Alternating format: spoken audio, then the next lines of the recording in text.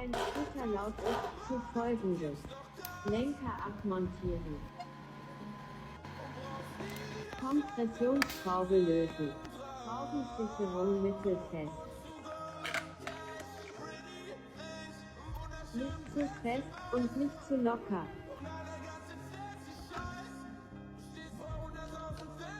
Lenker befestigen.